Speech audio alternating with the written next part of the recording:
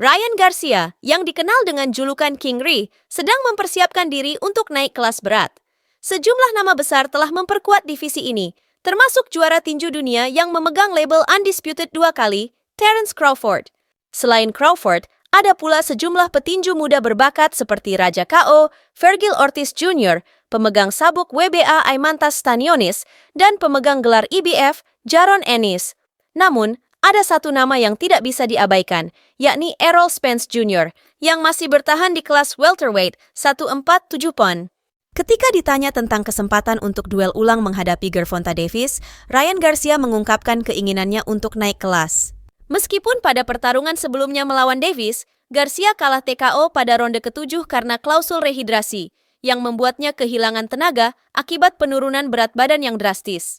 Saya tidak berpikir Tank akan mengalahkan Frank Martin, tapi jika dia melakukannya, dia tidak akan melawan saya karena saya sedang naik level, ujar Ryan Garcia.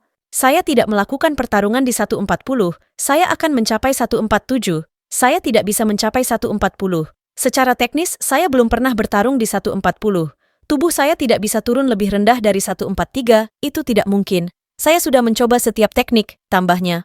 Meskipun begitu, peluang duel antara Ryan Garcia dan Gervonta Davis masih terbuka jika lawan mau bertarung di catchweight. Promotor Ryan Garcia, Oscar De La Hoya, menawarkan opsi tersebut.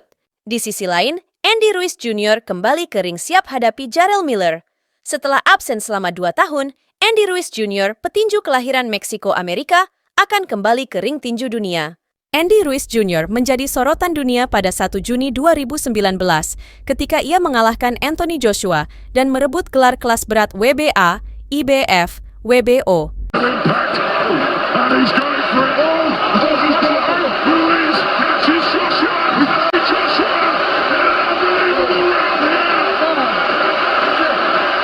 Namun, dalam rematch, Joshua berhasil merebut kembali gelar tersebut pada 7 Desember 2019 di Arab Saudi.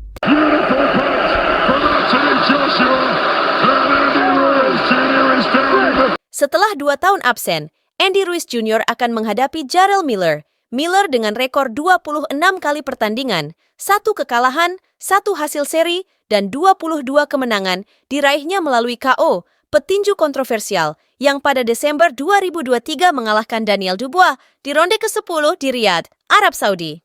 Meskipun usianya lebih tua 1 tahun dari Ruiz, Jarrell Miller secara fisik terlihat lebih bugar dan masih berpeluang untuk bertarung memperebutkan gelar, sebuah pengalaman yang belum pernah dirasakannya sebelumnya. Tetapi, ada satu hal yang perlu diwaspadai dari Jarrell Miller, yaitu keterlibatannya dalam kasus doping yang pernah menghambat karirnya. Pada 2019, dia harus mundur dari pertarungan dengan Joshua karena dinyatakan positif doping, dan posisinya digantikan oleh Andy Ruiz Jr. yang kemudian mengalahkan Joshua.